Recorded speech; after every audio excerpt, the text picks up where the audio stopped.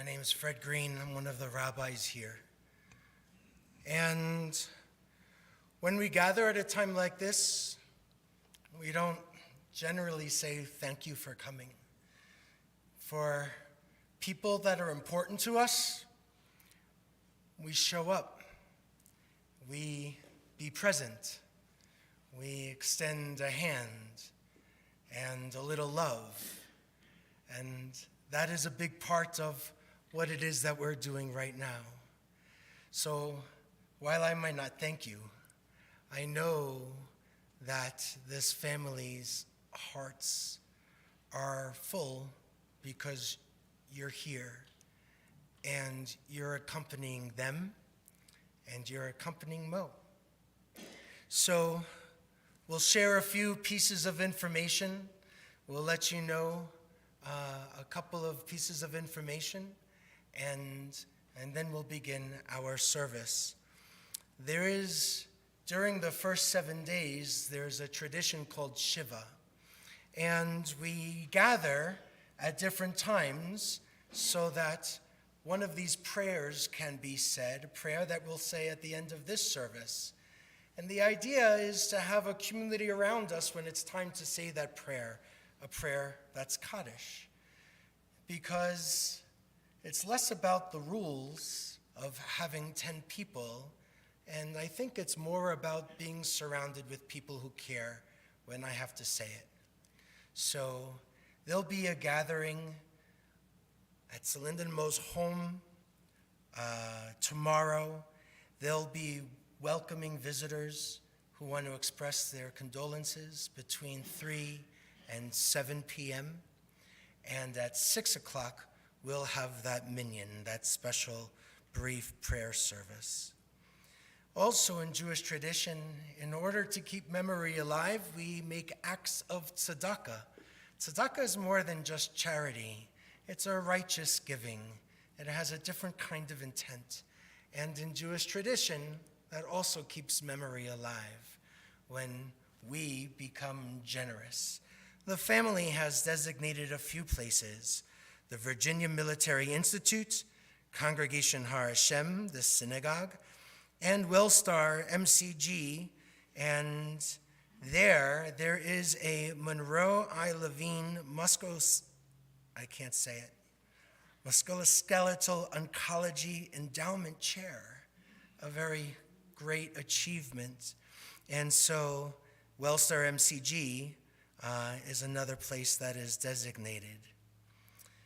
We are going to begin our service with prayers and psalms. We often share psalms because the writer of psalms knew what it was like to hurt, had feelings even of loneliness or despair, and also was able, with God's help, to return to a place of strength, maybe not right away, but little bit over time. And that's why we turn to our psalms and other readings at a time like this. But we do have one thing to do first. We've received a flag, and we have a custom in this country of presenting flags for people who have served in our military honorably and most certainly did. On behalf of the United States Army and a grateful nation, we are going to share this flag with you. We hope you accept it as a symbol of our appreciation for your loved ones' honorable and faithful service.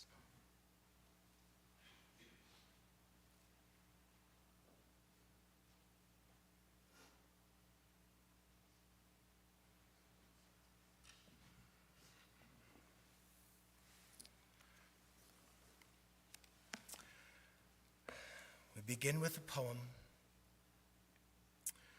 When I die, give what's left of me away to children and old men that wait to die.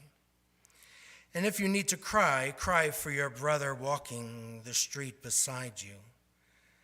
And when you need me, put your arms around anyone and give them what you need to give me. I want to leave you something better than words or sounds. Look for me in the people I've known or loved. And if you cannot give me away, at least let me live in your eyes and not in your mind. You can love me best by letting hands touch hands and by letting go of children that need to be free. Love doesn't die. People do. So when all that's left of me is love, give me away.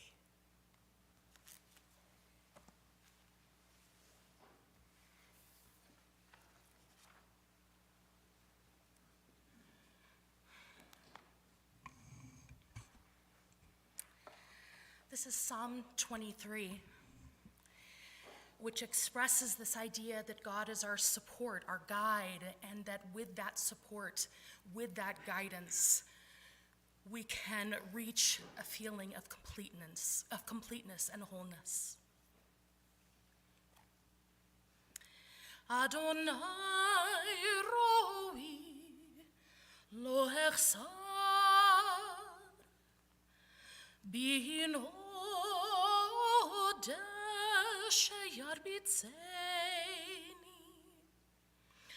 al mei manuchot yenaleni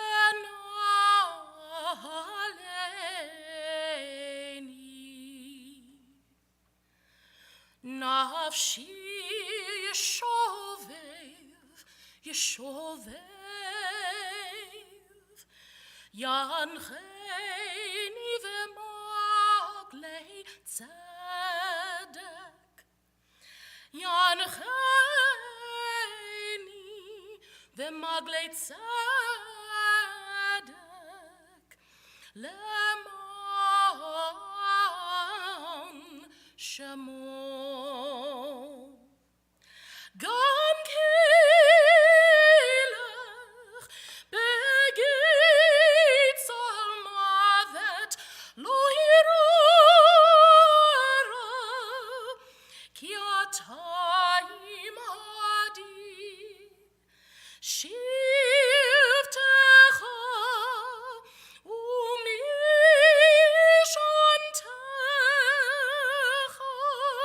hema yenachamuni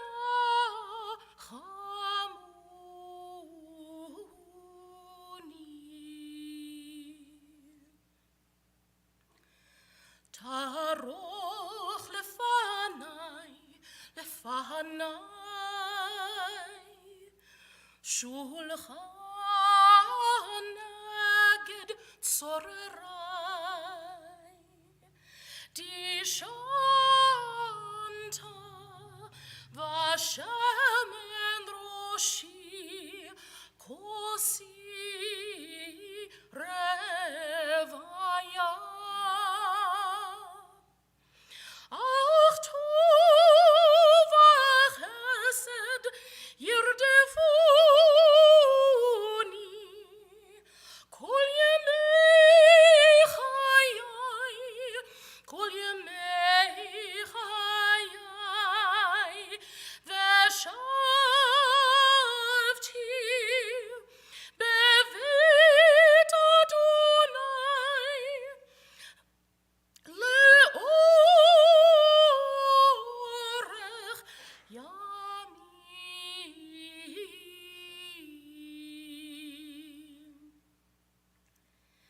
Adonai roi lo echsar Adonai roi lo echsar.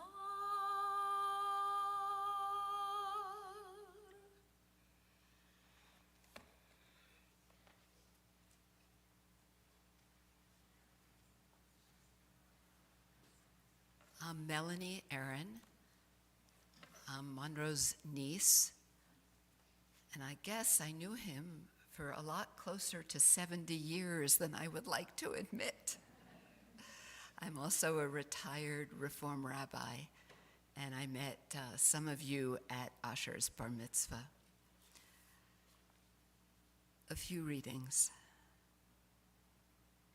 When we are dead, and people weep for us and grieve, let it be because we touched their lives with beauty and simplicity.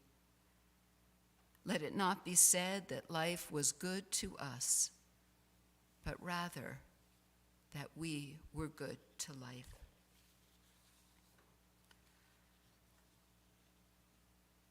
From our former prayer book. What can we know of death, we who cannot really understand life? We study the seed and the cell, and the power deep within them eludes us. Though we cannot understand, we accept life as a gift of God. Yet death, life's twin, we face with fear. But why be afraid? Death is a haven to the weary, a relief for the sorely afflicted. We are safe in death as in life. There is no pain in death, there is only the pain of the living, as they recall shared loves and as we ourselves fear to die. Calm us, O God, when we cry out in our fear and our grief. Turn us anew toward life. Awaken us to the warmth of human love that speaks to us of you. A short poem by Deborah Cash, advice for mourners and for everyone. Build me up of memory, loving and angry, tender and honest. Let my loss build me a heart of wisdom, compassion for the world's many losses. Each hour is mortal, and each hour is eternal, and each hour is our testament. May I create worthy memories all the days of my life. On Friday nights, traditionally, a husband would recite a poem from Proverbs, Eshet Chayil, a woman of valor, for his wife in appreciation. But eventually things became more egalitarian. And so Psalm 15 was added in the Reformed tradition for a woman to say in praise of her husband. Mizmor LeDavid, Adonai mi agor bo halecha mi yishkon bahar kodshecha. A psalm of David, O God, who may sojourn in your tent and who may dwell in your holy mountain. The man who lives without blame, who does what is right, and in their heart acknowledges the truth, whose tongue is not given to evil and who has not done harm to a compatriot, nor borne reproach for a neighbor, for whom someone contemptible is abhorrent, but who honors those who fear God, who keeps an oath even when it hurts and does not lend money at interest. One who acts in this way shall never be shaken. It's my pleasure to invite Holly, with whom I've officiated, to come forward.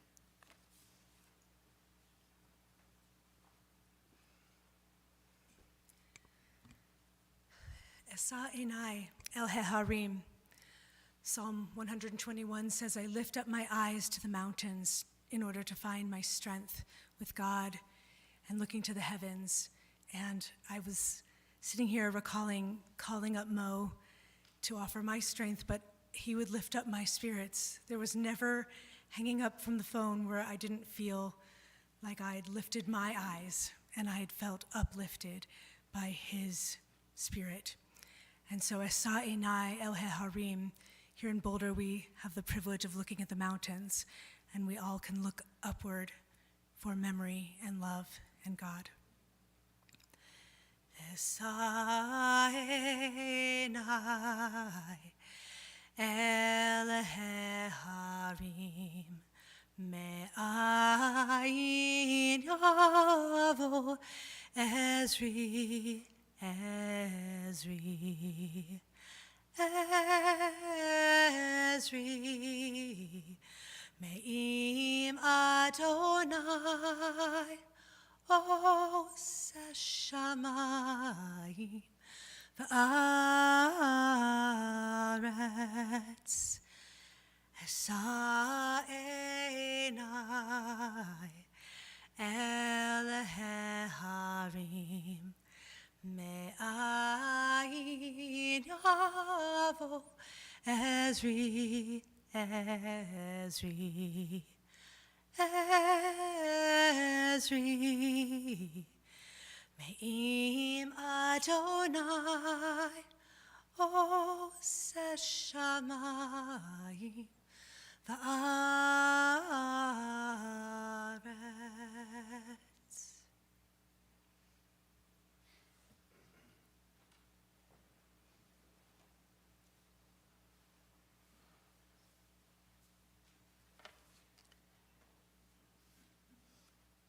At this time of year, it's customary to study a chapter of the Mishnah called Pirkei Avot.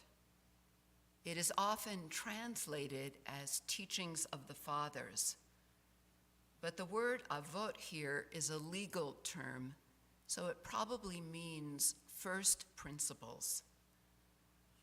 Unlike other parts of the Mishnah that are law codes organized by topic, Pirkei Avot mostly deals with human relations, how we can get on well with other human beings. And that's what I think about when I think about my uncle, Monroe, as Cindy taught us to say, Mo. Human relations, getting along with other people, was key to his life and to his values. Monroe, as you know, was career military and served in Vietnam. My mother, his older sister Janice, wore a necklace in the early 1970s. War is not healthy for children and other living beings. And yet, they were very close. I do remember some heated discussions around the Seder table. But I also know that they cared about and for each other deeply. They were there for each other in times of illness and other difficulties. Now, sometimes this would result in my mother getting herself into predicaments, as when she went to visit Monroe at some remote army base when he was in the hospital, and for some reason decided to fly as his wife, because it was cheaper, perhaps, only to have her photo on the front page of the local paper as Mrs. Levine, because she was the 500th person to fly into that small town. Over the last several years, my uncle became a lapsed Republican. It was the destruction of Walter Reed Hospital that really did it for him, but Trump certainly didn't help. He had some strong feelings on the subject, shared in various letters to the editor that he would send to me and ask me to submit, and which I felt compelled to edit because of some of the strong language. Yet, he was very friendly with and pursued conversations with many people with opposing views. He told me this is what he would say to them, and I quote, I believe, "We are friends, and I want us to stay friends. So let's have this conversation and remain friends." I think that attitude of accepting people as they are was what made him so successful as a volunteer chaplain visitor and in managing groups in the military, in academic medicine, and in his medical practice. My Uncle Monroe was that way with the whole family, from my Aunt Georgine, my father's younger sister, who is probably the person alive who knew him the longest. She remembers him as a kid in Brooklyn when they played with caterpillars on my grandparents' cement porch. I remember him telling my teenage self that I could bring a boyfriend to his house at Walter Reed, and he wouldn't tell my mother. But if I rode on a motorcycle, he would kill me. He helped many family members in ways that were often private, but greatly appreciated. We would consult him on medical issues, but really it was more than that. It was his listening ear and his kind, good sense that we sought in asking him medical advice. We would have liked to have had him with us longer. We were so glad to have him enjoy past family simchas, weddings, bar mitzvahs, bat mitzvahs. We are thankful that he got to hear Noam chant his parsha, though he told us repeatedly, no matter what happened, to make sure that the family celebrated. So we would have liked to have had him longer for Cindy, for Scott and Emily, for Sarah Beth and David and all their families, for Cindy's family who became his family as well, for the many friends who are here. But we also recognize that he was suffering and we had to let him go. We mourn, as in the words from Job in our Yizkor service, there is a place for silver and a place where gold is refined. Iron is taken out of the earth and copper smelted from rock. But a good man, where can he be found? At this time, we have some other speakers. I'd like to first invite the rabbi to introduce.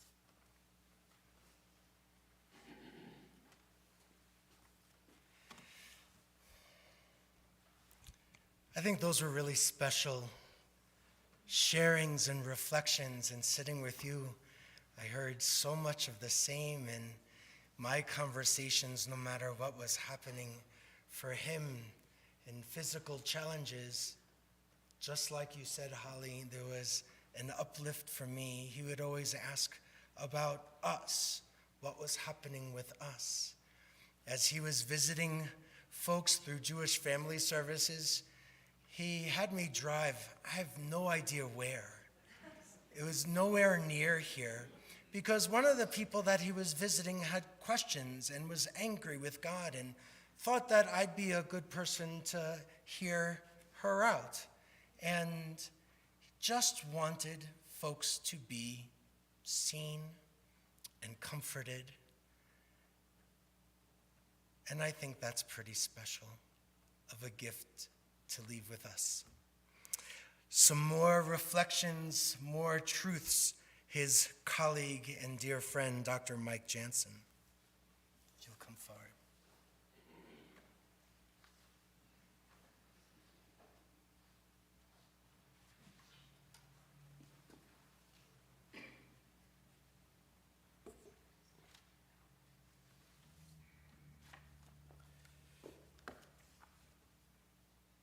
I was one of those that he would often discuss politics with. And he was really good at changing the subject, and it always changed to bicycles. So that's what we did. Good afternoon, everyone. It's a deep honor, and truthfully, it's a bittersweet one, to stand before you to celebrate the life of a remarkable man, Dr. Monroe Levine. Now, if you knew Dr. Levine, or knew him as Mo, or Monroe, you know he was a planner. He asked me many times over the last few years, usually with this dry, straight, shooting way, and staring at me with his eyes, if I would deliver a eulogy when that time came. I think he knew exactly what he was doing. He left me with one final assignment and task.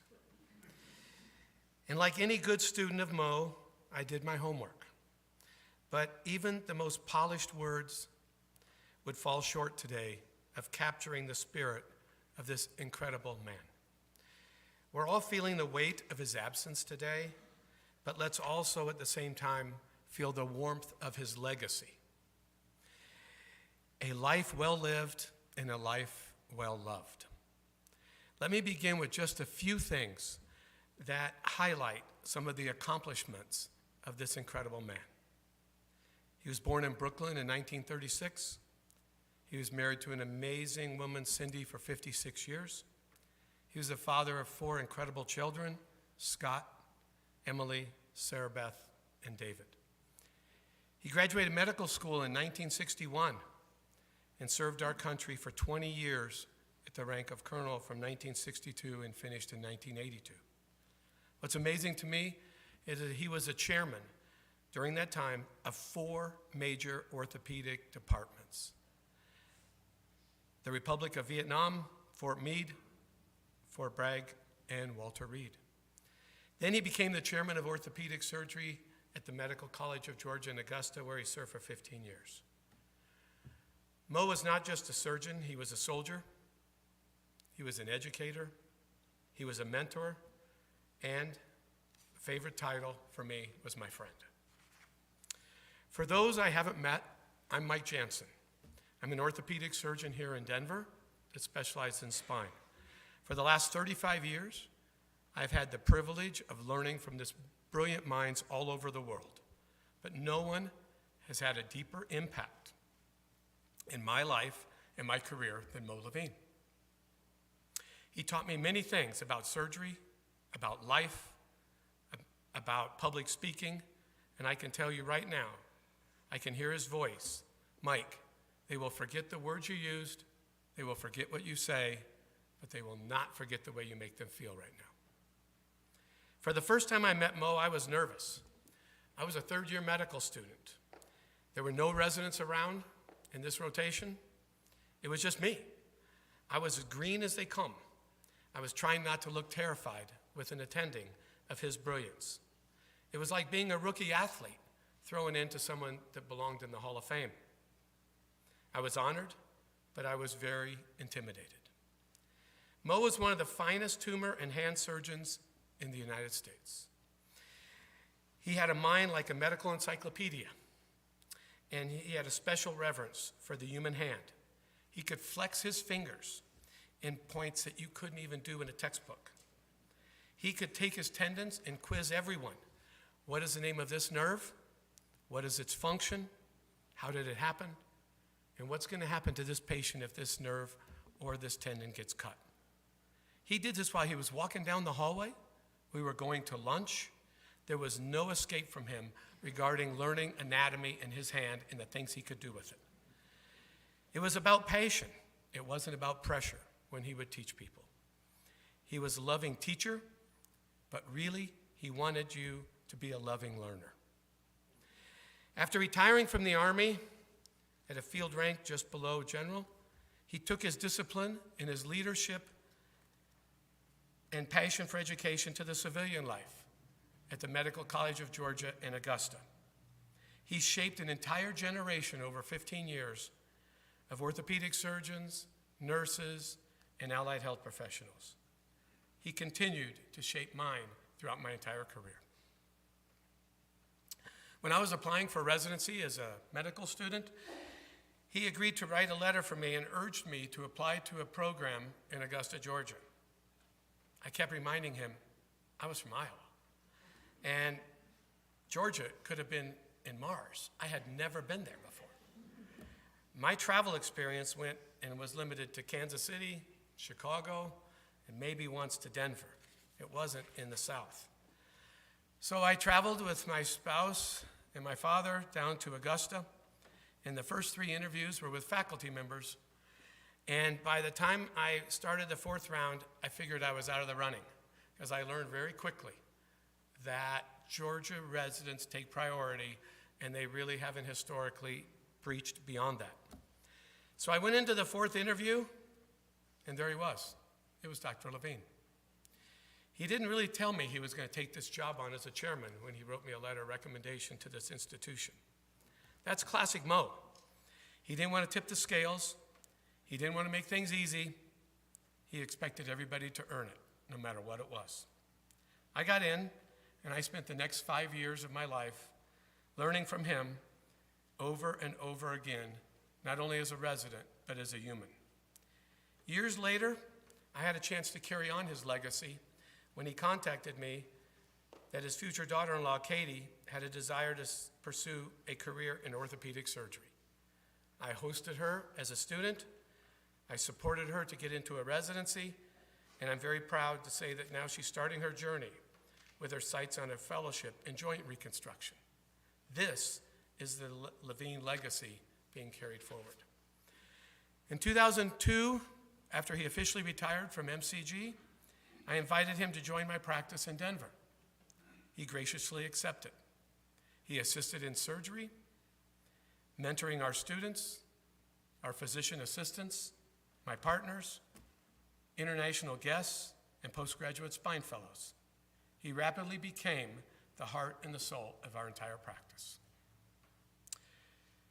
He was always the first one in the office in the morning at 6 o'clock with only a half a cup of coffee, a wrinkled newspaper, but he was always calm and he was unshakable.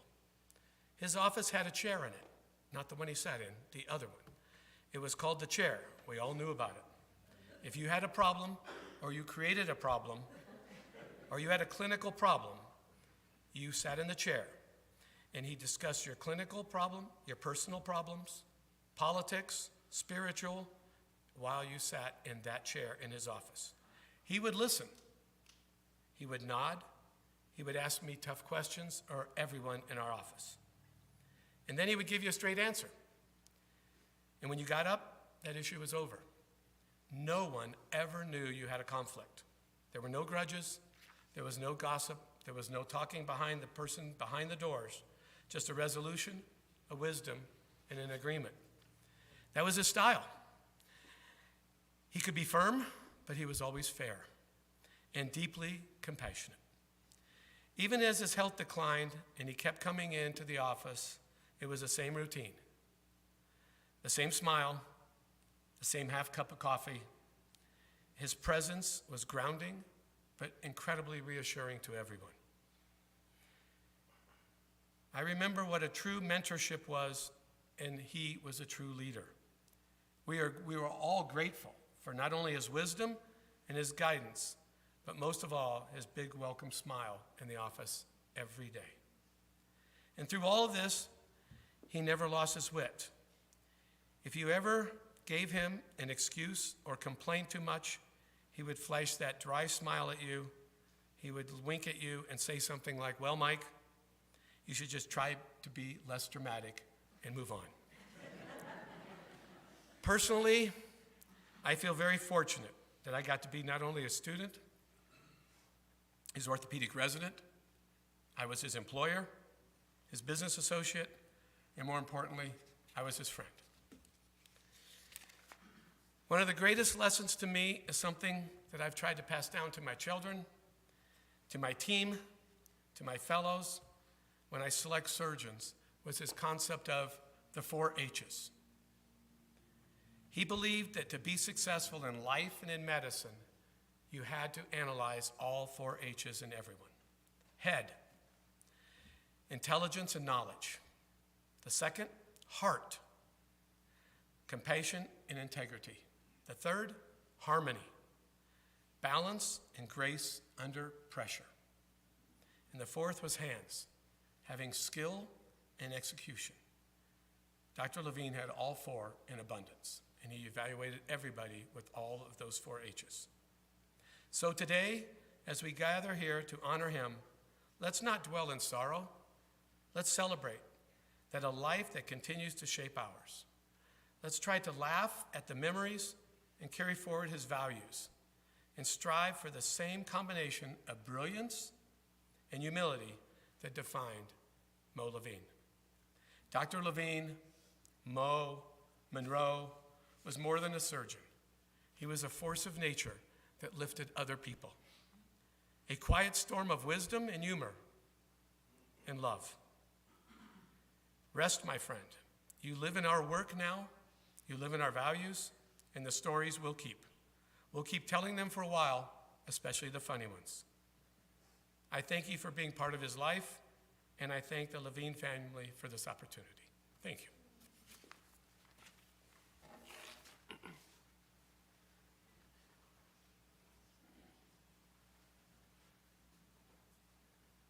Thank you so much for sharing those words with us. Now we're going to invite Sarah Beth, with the support of Emily, Scott, and David, to come forward and share some memories as well. I like how that got shifted pretty quickly. Do you want to start? Oh, thanks. On behalf of all his children and his wife, we want to say that we are sincerely thank everyone for taking the time to come here or to listen online. And to those who have sent condolences, it's really greatly appreciated and means a lot to us. Friday, when I opened Facebook, as one does when they're mourning, I came across a synagogue social media, and it shared the following about this week's portion. And if it's incorrect, I apologize, not a rabbi. This week, the Torah teaches us that holiness is not found in perfection. It is found in how we live after heartbreak. Love thy neighbor, be honest and just, leave the corners of fields for the poor, act with compassion and integrity every single day. Holiness is not beyond us, it's between us. This could not be more fitting of our father, Monroe Levine. I can't count the number of times he told each of us in various ways to remember to stand in someone else's shoes or to take the higher road. It was actually really annoying. But what's more annoying is he was right, and he usually was, if we're going to be honest. He was always optimistic and grateful for the simple pleasures of life, sitting on the porch on a sunny day reading, going for bike rides, eating a bowl of ice cream. Even as his physical abilities became more and more limited, which would understandably make most people irritable or angry or resentful, Dad remained just as positive and appreciative of life as he always was. And while he had every reason to complain, I don't think any of us ever heard him utter a complaint. In fact, he would say, I can't complain about anything. I have been so fortunate to have such a wonderful life. There is no question, in his final years certainly threw him curveballs, but he carried on like the soldier he always was, teaching us his strength, resilience, and most of all, gratitude. His outlook on life and how to live up to our potential was incredible and made us who we are today.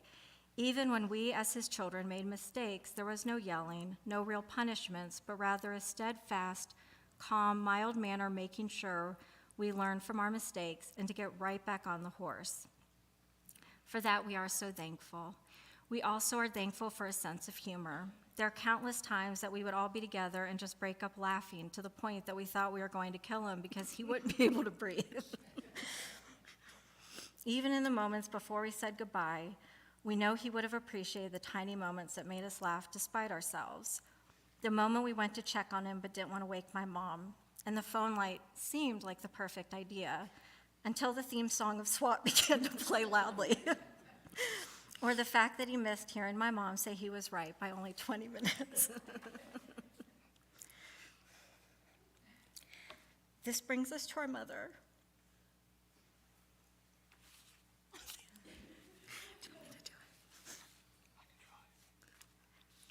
This brings us to our mother, Celinda. The love of his life for over 56 years, and our many discussions about what would happen after he passed. A big topic of his in the last several years, he always told us how amazing she was, an angel to use his words, and that we were to take care of her. He wanted Mom to be free to visit us and friends whenever she wanted and to live her life. And he made us promise to not just allow her, but to encourage her to do this. Now, we don't know the last time Mom did anything we suggested, but we promised him regardless. Very recently, Dad called me again and said, again, you know your mother's going to come live with you. I said, Dad, I know. We've had this conversation several times. It's why I'm buying the new house, so she has her own room. So it was only fitting that I closed on this new house remotely.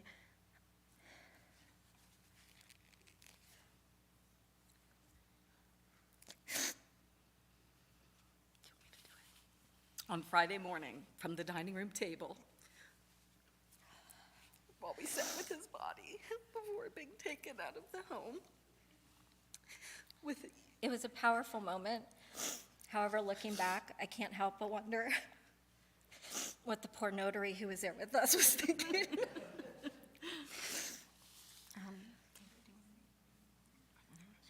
I have so many We have so many fond memories of Dad. This is some of David's words. Like the time we nearly crashed the car from laughing so hard while listening to Who's on First by Abbott and Costello. But some of my most meaningful memories have come in recent years. But some of those most meaningful memories have come with recent years, just being there for Dad.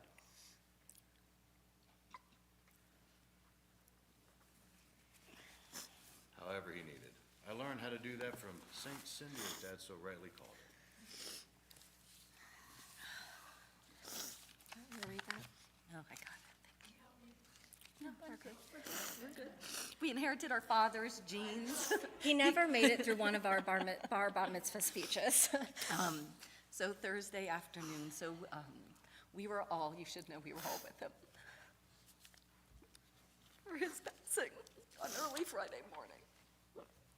The Thursday before he came home Wednesday from the hospital, we entered him into hospice and we were all there.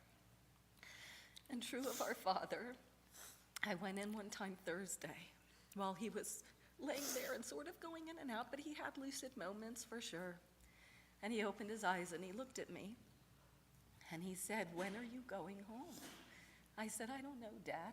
We got a one-way ticket." And he said, "And the others," referring to my siblings. I said, "Yes, we all got a one-way ticket." His last words to me in this context was "thank you." And the thank you was because he knew we weren't going to leave our mother alone. He was just wanted us to take care of her. And that just speaks to who our father was. Always thinking of others, always. Together on Friday morning at 5:10 a.m. with my mom and all his children by his side, we said goodbye. We are so thankful for the many years we had the privilege of knowing him, learning from him, and just being with him. We are thankful for the endless and unwavering support, his devotion to his family, his love of the military, medicine, community, and his desire to leave the world a better place than he left it. We will forever miss and love Dad, but even more than our sadness, we have countless reasons to smile and celebrate the time we shared with him.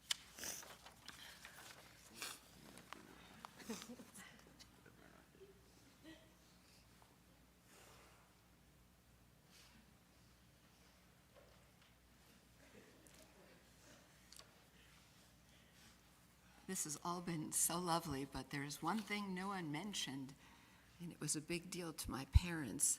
Why a nice Jewish boy from Brooklyn was jumping out of airplane. They never could understand. We're going to prepare now for the El Maleh, which is a prayer of committal for Monroe's soul.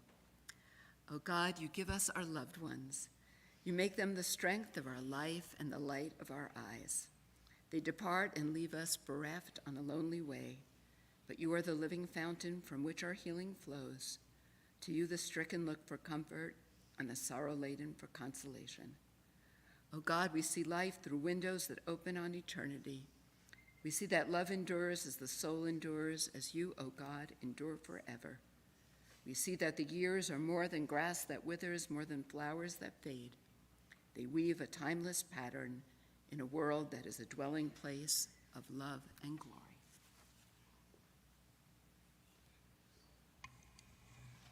For these words, we invite you to rise as you are able.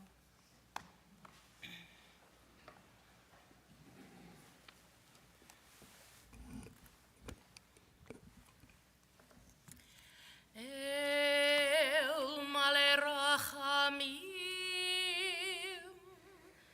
Shochem Bameromim, Hametzei Menucha Nuchona, Tachat Kanfei HaShechina,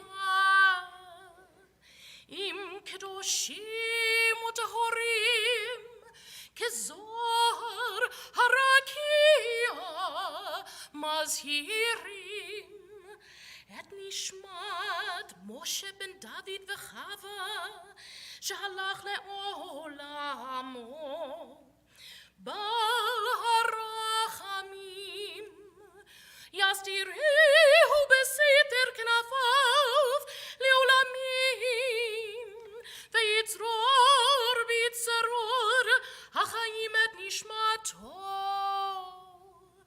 Adonai hu nachalato.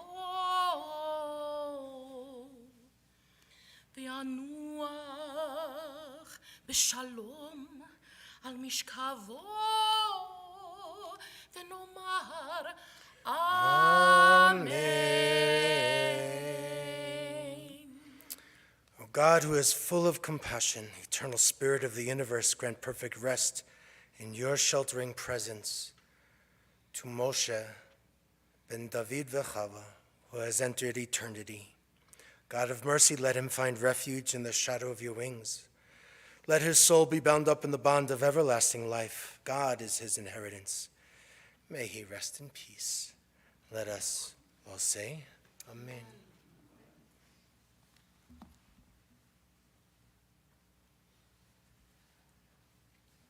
Our service will conclude with the recitation of the Kaddish Memorial Prayer. It is a prayer that is not said by mourners in the initial period after death, but only after the service is held. And I think that is because it is a very affirmative prayer. It's not really a prayer about death. And so it's hard to recite it at a time of loss. But the mourners begin reciting it after the service and continue during the year of mourning with the hope that time, weeks, months, these words of praise will begin to come more comfortably from the heart. The Kaddish binds generation to generation, and it binds those of this world to those who have found their place in the world to come. You'd like to join me in the Kaddish. Yitkadal v'yitkadash shemei rabbah, v'alma divrach yurtei v'yamlich malchutei, b'chayechon v'yomechon uv'chayei dechol beit Yisrael, ba'agala uv'izman kariv v'imru amen. Yehei shmei rabbah mevarach li'olam olamei almaya, Yitbarach v'yishtabach v'yitpa'ar v'yitramam v'yitnaseh v'yitadar v'yitaleh v'yitalal shemei dekudsha brichu le'ela min kol berchata v'shirata tushbachata v'nechemata da'amiram be'alma v'yimru amen. Yehei shlama rabba min shemaya V'chayim aleinu v'al kol Yisrael v'yimru amen. Oseh shalom b'mramav, hu ya'aseh shalom. Aleinu v'al kol Yisrael v'al kol yoshvei tevel v'yimru amen. It's a custom that we support mourners, and so I'm going to ask those who are not part of the family to turn so that you're facing this middle aisle. Turn and face the middle aisle.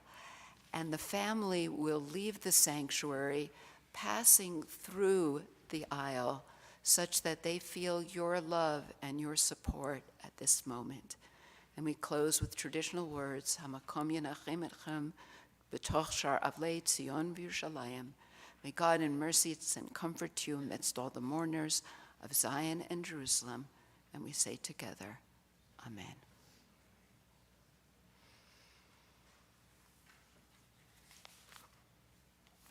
And then the next row.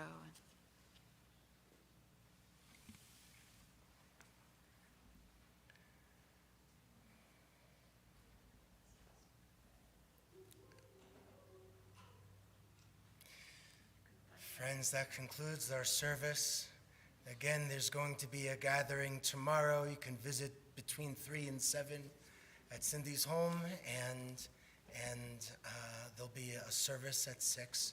And if you'd like to extend some condolences, their family will be with you in the social hall. Thank you so much. Absolutely. Sorry for you too. Yeah. I guess other than Georgine, I've known him the longest of anyone on earth. It's a weird Hard to feeling. imagine Yeah. such a thing. Hard to